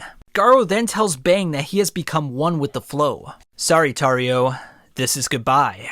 Time to conduct evil." The heartbeat of the powerful reverberates. Bang senses that Garo is being controlled by something. Blast arrives and informs Garo that he's being controlled by God. In fact, the radiation that he's emitting is hurting the other heroes. Garo wants to end things with Tario and Bang. Just then, Genos headbutts Garo in the abdomen. Blast uses Dimensional Cannon and Gravity Knuckle on Garo. He attempts to seal Garo within the dimension, yet it doesn't work. Garo goes on the offensive. Blast realizes that the planet could be doomed, so he'll have to focus on transferring everyone out. Now to force Saitama to go all out, Garo decides to impale Genos. He then tosses the core over to Saitama. Saitama then remembers Genos as he goes in for a killer move, Serious Punch. We then see Serious Punch squared. Blast worries about the Earth's safety, but his comrades aid him in redirecting the shockwaves away from the blue planet. Due to the recoil from the blast, Saitama and Garo were sent to Jupiter. Well, Jupiter's moon to be more precise. "I'm getting a feeling of deja vu here." "Oh well, at least I can let loose," says Saitama. "I may have finally gotten what I wished for, but I'm not in the slightest bit excited. Saitama needs to hold on to Genos' core so that he can hopefully revive him. Garo then opens up a gateway beneath Saitama, but Saitama kicks it away. And from a physics standpoint, I mean, this makes no sense, but he's Saitama, he can do whatever he wants. Saitama then clobbers Garo with a devastating punch. Garo then opens up several hyperspace gates, allowing him to knock Saitama back. Saitama retaliates with serious table flip, ripping apart the moon's surface in the process. Killer moves, omnidirectional serious punch. Saitama's speed is beyond belief, but Garo wants to neutralize it by getting above the rocks. Garo then decides to copy Saitama's strong punches, as the two clobber each other in the face. The two continue trading blow after blow. Saitama gives Garo a karate chop to the back of the neck. Despite Garo countering with just as much power, Saitama's subsequent attacks hit even harder than before. And at this rate, Garo will eventually die from the impact. Even now, Saitama was continuing to grow. In fact, he was soaring exponentially, due to the upsurge of emotion. Now, Garo was the only one strong enough to observe Saitama's strength. Saitama then performs Serious Sneeze, creating a blast that obliterates the moon. This is insane! What the hell is this monster? Genos hits Saitama with nuclear fission, and transports himself back to Earth, thinking that he's won the battle. Wow, that move you got there is pretty nifty. Now, while Garo was escaping through the hyperspace gate, Saitama utilized the propulsion from his fart to catch up to Garo. Saitama then punches Garo down to their original position, but he refrains from killing him since Tario wanted him alive. Garo then notices Tario, realizing that he was too close to his radiation. Garo then requests for Saitama to copy his martial arts technique. If anyone can master the power of God without taking God's hand, it's you. Silence. I am taking it back. The two of them were imagining their own inner universes. Garo then urges Saitama to defeat the ominous future before it turns into stone. Saitama begins to travel backwards into time. That punch, abnormally powered up on a moon of Jupiter, went back in time and landed before it was thrown. Reversal of causality.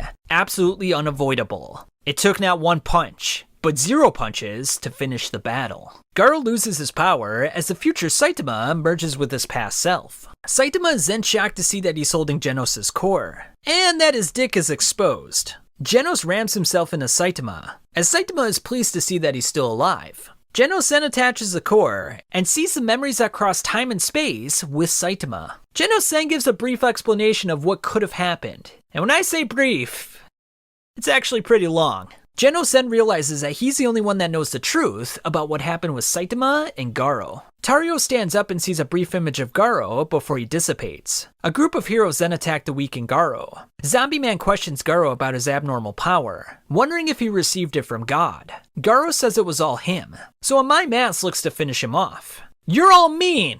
Aren't you heroes? How could you do this?" yells Tario. Saitama thanks Garo for saving Genos, and for saving King from platinum sperm and evil mineral water. "You really make me sick," says Garo as he escapes from the others. Metal Knight arrives to the scene to begin his own investigation, and to provide assistance to those with radiation. Bang escorts Garo to apologize to all the victims of his hero hunt. Tario is then seen mimicking Garo as he plays with some kids in the park. Waganma comes to play with Tario, as Garo wishes Tario the best of luck. Now, Bang decides to resign as a hero, and he wants Garo to replace him. Sitch knows there's going to be backlash to letting Garo join them, but they need to bolster their forces in preparation for the Great Prophecy.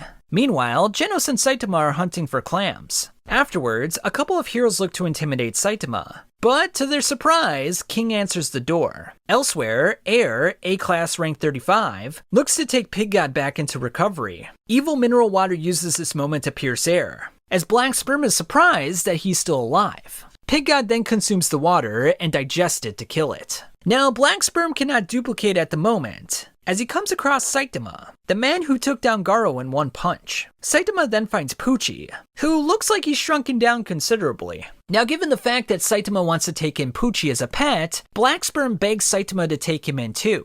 Saitama then makes his way to his new home. Meanwhile, inside headquarters, a presentation is given to the public about the new apartment complexes. Crescent, Eyebrow, and Green will serve as personal bodyguards to maintain safety. Metal Knight has also built an anti-monster disaster defense system. Saitama arrives at the entrance as the robots attempt to eliminate Black Sperm. "What the hell?" says Saitama as he destroys the robot. Just then, bigger, stronger robots come out, but Saitama takes care of them with ease. Security comes back to check on the defense robots, as Saitama realizes that he made an error in judgment. King decides to cover for Saitama, as the other heroes wonder who he is. We then find out that Saitama has been promoted to A-Class, rank 39. Dr. Boyfoy is shocked that his new defense system was destroyed so easily. He sees Saitama in the security footage, and decides to look into his history. Boyfoy determines that he's probably stronger than S-Class, and if he becomes his enemy, that will be a huge problem. Zombie Man tells the other S-Class heroes that Homeless Emperor received his powers from God. Sitch then reveals that Blast has been continuously fighting God for the past 20 years. And he's been collecting cubes that turn humans into monsters. Now only Blast can battle with God, since he can manipulate time and space. Yet Genos claims that Saitama can battle with God too. Genos recounts the story about Saitama's battle with Garo on Jupiter. However, the others remain skeptical and put their faith in Blast as countermeasures. Zombie Man then recalls his conversation with Dr. Genos about how someone lost their hair because of the fact that they removed their limiter. Amai Mass watches the video footage of Saitama defeating the robots. Saitama then invites 3 A-Class heroes into his apartment, and unknowingly, he belittles the heroes' abilities through some blunt remarks. Blizzard then goes to meet with Psychos. Now, Tornado's in disbelief that she's still alive and attempts to assassinate her. In a flashback, Tornado explains that the research organization that locked her up is now after Psychos. She thusly wants to put on an act and prevent this from happening. While Tornado and Apollo battle each other, a crack forms in the ground, causing Saitama to fall down. And for the strongest guy in the universe, this is the most pitiful fall I've ever seen in my life.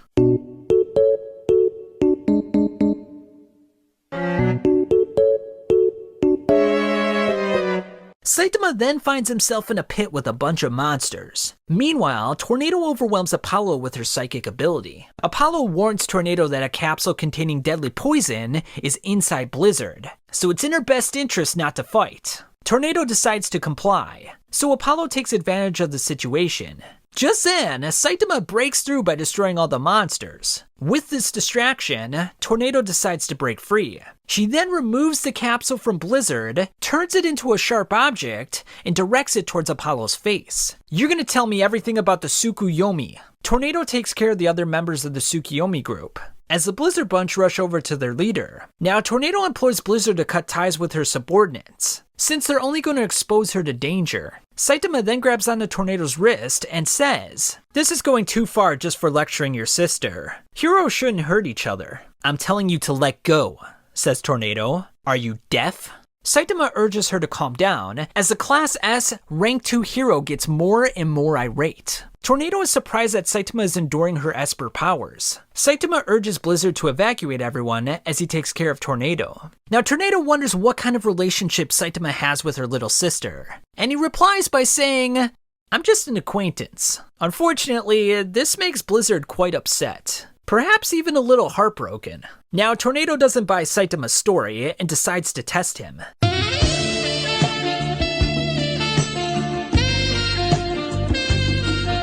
If you're gonna do this, then do it outside. Saitama and Tornado go spinning in the wasteland outside the city. Despite Tornado's best efforts, Saitama doesn't let go of her hand. She then flicks Saitama in the forehead, sending him into some rocks. She then creates a tornado out of the rocks, which Saitama says looks like fun. We then see Apollo escape with his accomplice from the Hero Association.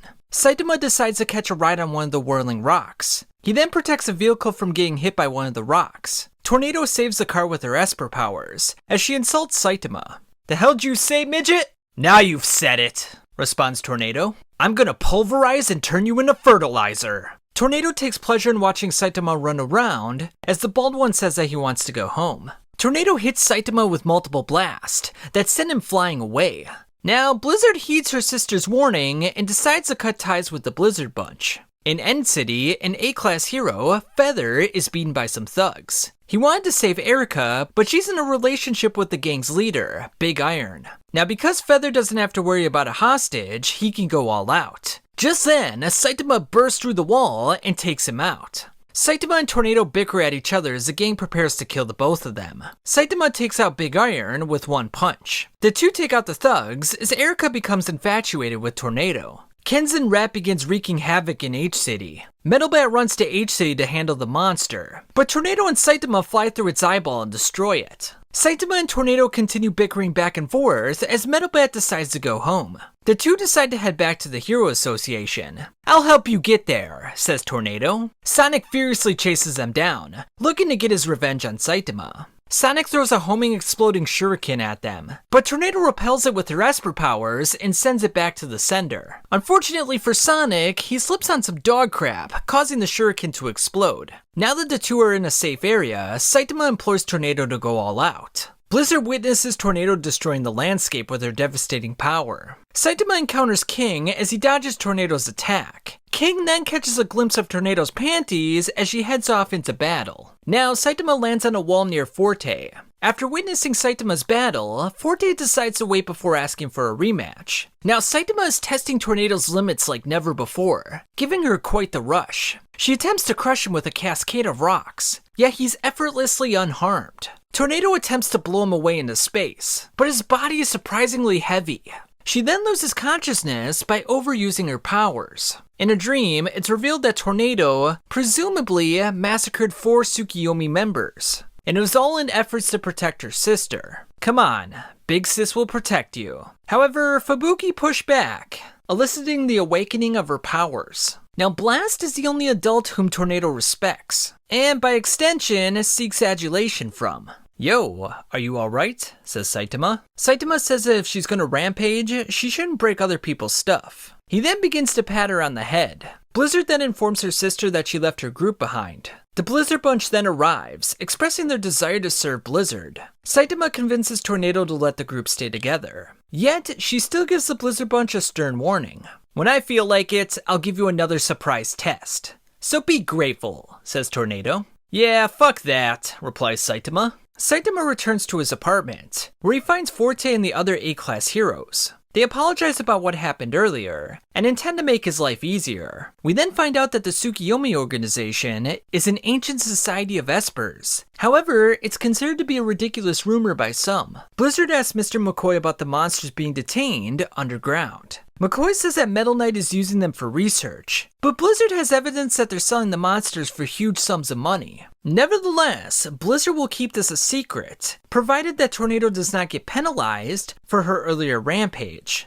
Blizzard then uses a diversion, with the help of her sister, to take Psychos into her car. Tornado then volunteers to search for Psychos herself. Now, Mr. McCoy suspects some deceitfulness on Tornado's end. Meanwhile, Child Emperor discovers that Tornado's incident was a cover-up, nothing but a fraud. Tornado then shoots a commercial to recruit new heroes. Now, the film crew decides to doctor the original version, enraging Tornado to no end. Now, a group of board members seem to distrust Tornado, and are looking for a new crop of heroes. Shizuka, a scout for the Hero Association, wants Axel and the Hunters to work as professional heroes. Despite being offered S-Class, Axel and the Hunters distrust the Hero Association. He says the Hero Association is not working in the public's interest, and that they won't be around much longer. Super Somo Raiden is asked to become an S-Class hero as well, but he also declines. Now, it turns out that there's a new hero organization, and they've even reached out to S-Class heroes behind the scenes.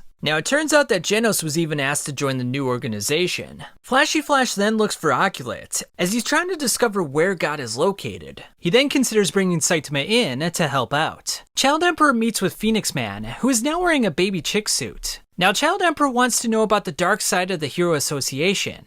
Despite Black Luster's rigorous training schedule, he's still afraid of the next battle. Tank Top Master and his allies find themselves in trouble against Forest King. Genos then arrives, ready to incinerate the dragon-level monster with his new equipment. After destroying the monster, Genos returns to Saitama's apartment. The two then decide to have another sparring match together. "This place should do," says Saitama. Genos activates Lightning Core, causing Saitama to flinch his eyes from all the brightness. Genos goes in for a punch, as Saitama closes his eyes. Genos then stops just short of Saitama's face, much like Saitama did in their first battle. Genos then wonders if changing his parts truly makes him stronger. Saitama attempts to cheer him up by verifying the fact that he's gotten brighter since their last battle. "Saitama had never been watching me. I've been nothing to him from the very start," thinks Genos. Genos has been Saitama's disciple for 2 months, yet he feels as though he's stagnated in his development. Genos mentions the Neo Heroes, and how the current Hero Association has been wrapped up in numerous scandals. Apparently, there's already 2,000 Neo Hero candidates, compared to only the 600 Pro Heroes. Now Genos is still hellbent on destroying the rampaging cyborg who took everything away from him. Therefore, he's thinking about switching over to the Neo Heroes. I see. Well, good luck then, says Saitama. Genos offers to recommend Saitama to the Neo Heroes, and asks what he thinks about it. I'm not interested. Too much effort. Alright then, I won't do it either, replies Genos. Mr. McCoy drops a monster in M City, as the other sponsors place bets on who's gonna win. Turns out that they use this type of game to generate more revenue for the Hero Association, and they even rig it to allow the major sponsors to win. They do this by disguising heroes as weak and making them fight against weaker monsters. Of course, the monsters are disguised to appear much stronger. Now, Mad Devil Yankee is shocked by the monster's power, as he recalls how he was blackmailed into this line of work by Mr. McCoy. Mad Devil Yankee wakes up, only to get pummeled some more. Nevertheless, he needs to press on, much like his inspiration, Moomin Rider. While getting beaten up, Mad Devil considers his punishment for participating in something so vile. Mr. McCoy still thinks that Mad Devil is putting on an act, but it turns out that he's truly in severe trouble. Mad Devil goes in for one final punch, just as Saitama obliterates the monster. The sponsors are stunned by this development. As Mad Devil passes out, he recognizes Saitama from his battle with Sea King. Mr. McCoy attends to the situation by visiting Saitama and Genos. Nobody told you two to come out here. You need to restrain yourselves. Are you angry your rigged game got messed up, Mr. McCoy? Says Child Emperor. Child Emperor shows Genos the website with the odds for every hero. My odds? They're treating me like complete shit, remarks Saitama. Moomin Rider then picks up Mad Devil and takes him to the hospital. Now, Saitama considers stopping the hero gambling by making the house lose a ton of money. The odds then get published, so Saitama and Genos rush over to the monster's location. A guy in a Formula 1 car then steals a lady's purse, so Saitama decides to help her out instead. And as a reward, the lady offers him a diamond ring. However, after much hesitation, he says he wasn't looking for money and returned it to the lady. Now, somewhere deep in the mountains of G-City, we see Atomic Samurai's three disciples, that being Iayan, Okamatachi, and Bushidrill. Now, it turns out that a My Mask face changes quite frequently, so plastic surgery is suspected. Now, during the battle with the Monster Association, he had a conflicting conscience. He showed the same level of vitriol to the monsters as he did with the hostages. He displayed the demeanor of a bloodthirsty homicidal maniac. But if that's the case, we definitely can't take our eyes off of him. If the face changes are not just a special ability, but a sign of monsterization, actually, it seemed to me like the area around his face was physically changing from emotional agitation. Now, before they tell anything to their master, they want to gather more evidence. Atomic Samurai is then seen with the Council of Swordmasters, performing a short prayer. Amahar's daughter, Yuda, vows to eradicate the remnants of the Monster Association. You will regret making me carry Papa's light coffin. Atomic Samurai then wonders if Nichiren is doing alright. It is at this moment that we notice that he has cybernetic parts. Now, because he's able to circulate his chi into his weapons, he can do the same thing for his mechanical parts. He then tosses an apple up into the air and flicks his sword around. By doing this, the mountain in the background shatters into a million pieces. And although it's not obvious, he even cut the apple as well, something that surprises Yuda and her brother. Now, Atomic Samurai is a bit dismayed that Bang left the Hero Association. However, he himself wants to remain there because he wants to appraise King's true power. We then see Saitama and Genos returning to the Hero Association. Forte builds a house for Rover and Black Sperm, along with giving them some food as well. Now, upon seeing Demon Cyborg, Black Sperm gets really nervous and hides behind the doghouse. Now, upon hearing that Forte is Saitama's neighbor, Genos says he needs to hand over his room to him. We then see Atomic Samurai with his proteges at a sushi restaurant. Unfortunately, someone keeps grabbing all the sushi, so Atomic Samurai gets a little ticked off. And upon looking over at who's grabbing the sushi, he notices that it's King's doing. I never expected to see you here, Mr. Strongest Man on Earth. I came here today to meet you. I want to talk to you for a minute. To start off chapter 189, we got this image of Yuda. And, yeah, interesting image there. Atomic Samurai wants to confirm King's strength with his own eyes. Atomic Samurai dices up an apple to show off his impressive speed and skill. The two then step outside to have a little sparring match. King begins to freak out, as Atomic Samurai's disciples worry about his power. "That's enough, Atomic Samurai," screams King. "It looks like your disciple has already realized. It seems there's no need to say anything else," says King as he walks away. Atomic Samurai tells him to hold up, but King begins to speak in nonsense words. Atomic Samurai accepts his reasoning, yet he wants King to slice up an apple with his sword. In this way, Atomic Samurai can determine what kind of life he has led. Now after about 3 minutes, King puts the sword down and walks away. "I couldn't unsheath it," thinks King. As King walks away, Atomic Samurai can only stare on. "I couldn't even see his swordsmanship. His series of movements, I couldn't see any of it," thinks Atomic Samurai. On top of that, the blade hasn't even realized that it was unsheathed. Atomic Samurai decides to redo his training as King decides to head home. Child Emperor cannot trust the Hero Association anymore, and he wants to eventually surpass them. He then complains to Zombie Man that everyone at school is making fun of his name. Meanwhile, we see that Mosquito Girl from the House of Evolution is miraculously still alive, which is really strange because she went splat in those initial episodes. I mean, Saitama just slapped her across the face and she just was gone. I mean, I just assumed she turned into vaporized blood at that point. So, I thought she was gone for good, but I guess she's still alive. I don't know.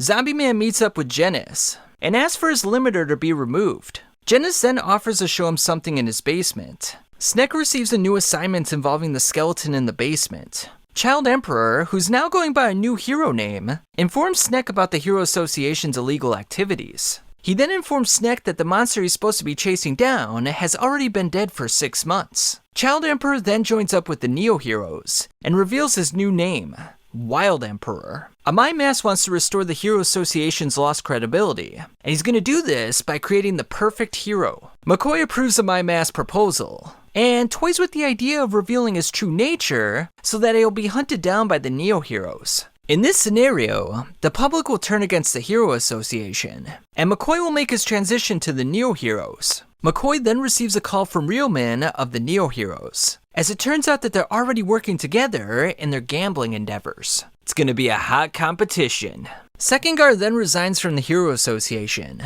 so that he can work for the Neo-Heroes. Second Guard puts his new artificial eye in. He will now work together with Wild Emperor to discover McCoy's scheme and the Neo-Heroes' countermeasures. Second Guard then runs into Metal Bat. Now, one day earlier, Sitch requested Metal Bat to go with Second Guard to the Neo-Heroes. In this way, he's going to act as his bodyguard. To jump into the enemy grounds to protect the heroes while hardly saying a thing to anyone else? You'd make a damn good hero yourself, says Metal Bat. And with this, the two board the aircraft. We then see Garo performing his court-ordered jobs as a part of his rehabilitation program. King goes to Bang's dojo to ask him a simple request, and that is to become stronger. Why do you want to become stronger? You've already attained the strength that knows no equal, responds Bang. Rather than attain more power, Bang implores King to lead the way for the weaker heroes. King then admits that his purported strength is just a lie, and he's actually a weakling. Bang still thinks that King is being modest, as King attempts to make him understand.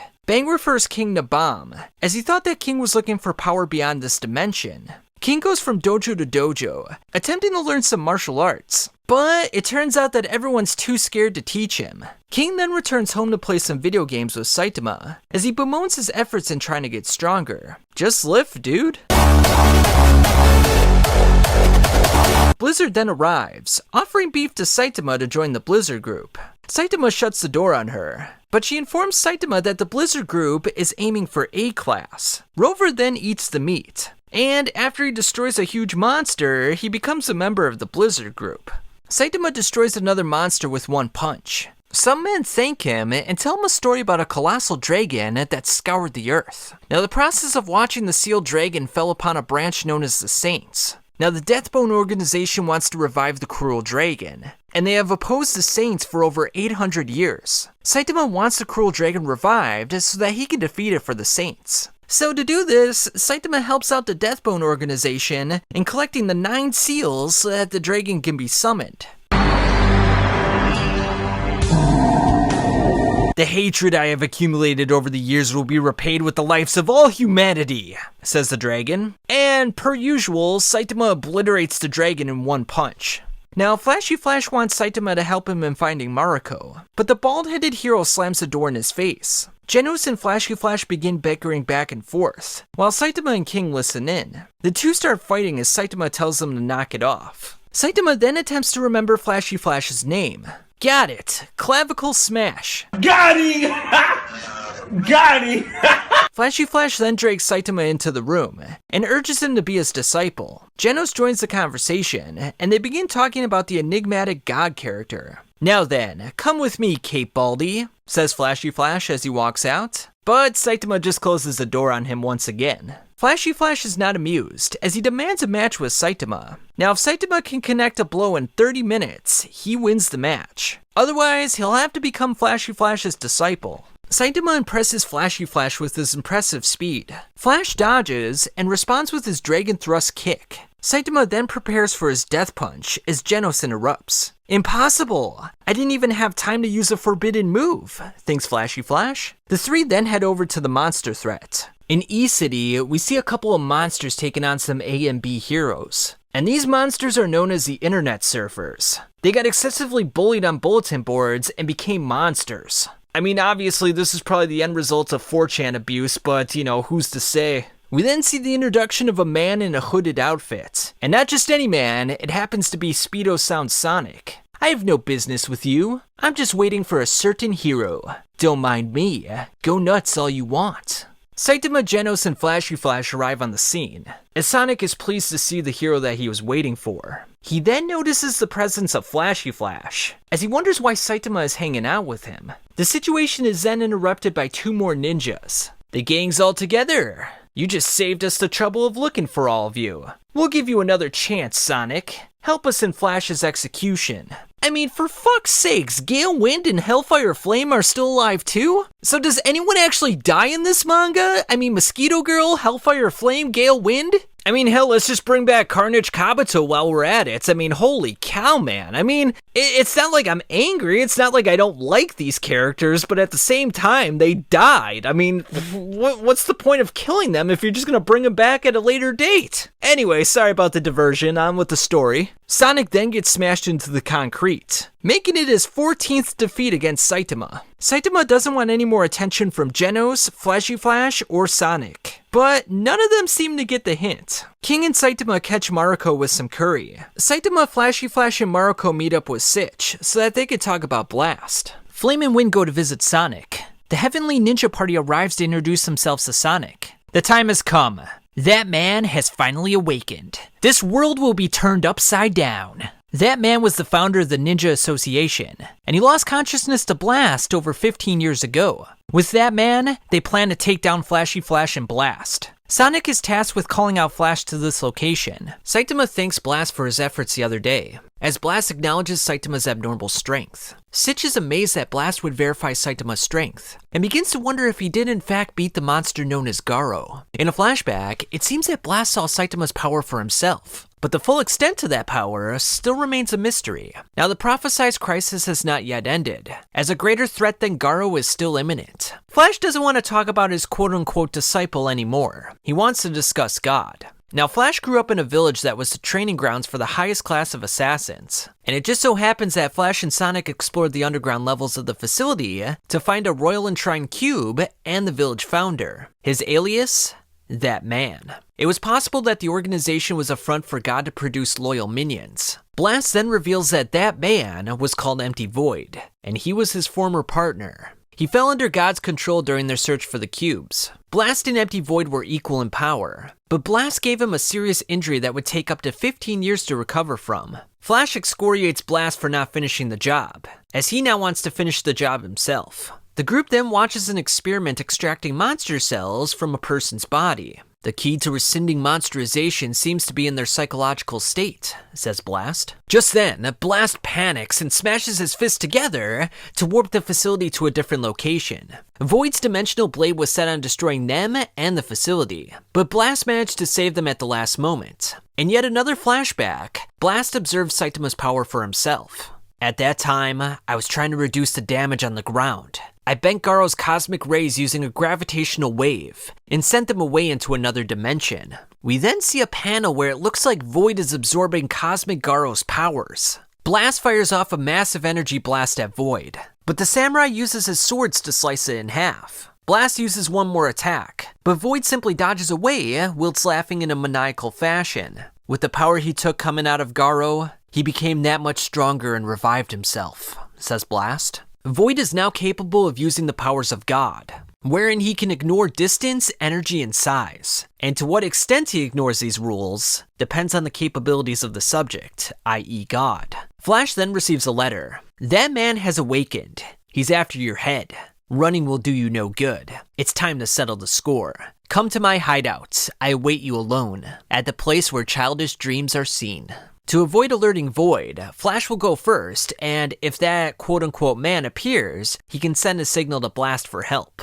Now, Blast wonders if Saitama's gonna help out as well, but Caped Baldy decides he wants to eat some curry udon with Mariko. In a flashback, Sonic tells Flashy Flash that he's going to take over the ninja village, and by doing so, he's gonna raise the orphans in a more free environment. Now, Flash seems to agree with this. In the now, Flashy Flash arrives to confront Sonic. It's the perfect setting, don't you think? For the end of a ridiculous dream. Sonic has always wanted to settle the score with Flash, yet Flash thinks very little of Sonic's abilities. Turns out that Sonic taught Flash how to use a sword when they were young. Now, ninjas were trained rigorously, to the point that it dulled their emotions. But through it all, Flash and Sonic maintain their innocence. In the now, the clash between the two begins. The other ninja warriors arrive to perform the execution of Flash, as they begin to wonder if Sonic is double-crossing them. Sonic clarifies that he wants to take down Flash on his own. He then peers at the other ninjas with disgust, comparing them to tiny grains of sand compared to Saitama. Sonic and Flash then join up to take down the other ninjas.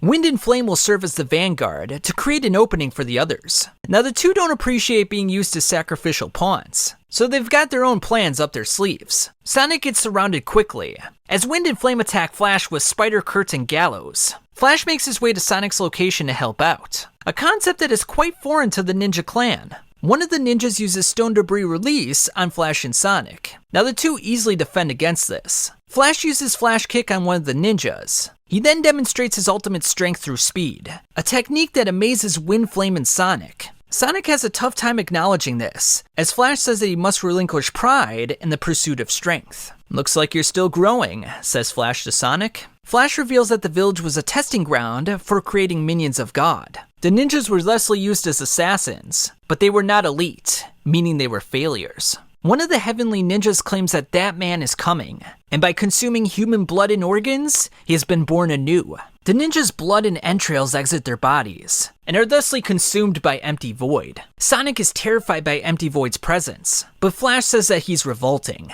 Empty Void wants to eat up Blast entrails too. Now he's impressed with their technique, as he pulls a mysterious cube out of his mouth. Flash attacks at blinding speeds, leaving Sonic in shock. Empty Void uses the Death Punch from multiple angles, making Flash quite scared. He then uses visual manipulation to make him think that he's holding Sonic's severed head. He then attempts to touch Flash with the cube, as the real Sonic intervenes. Flash then has a dream about Sonic, but unbeknownst to him, he's being manipulated by the cube. Let's do our best together, Flash. In reality, Sonic slashes Empty Void across the arm. Though Saitama's strength is elusive, Sonic can strive for Flash's level of strength. I'm definitely going to surpass you with my power. The two then attack in unison, yet Empty Void proves to be too elusive. Just then, however, Blast appears behind Empty Void. Yo, partner, you look well, says Blast. Blast then clobbers Empty Void with a powerful punch. Alright, so that's the end of chapter 202, and that's all the chapters that we have for right now. As always, thank you guys for watching the video. Subscribe if you haven't already, and I'll catch you on the flip side.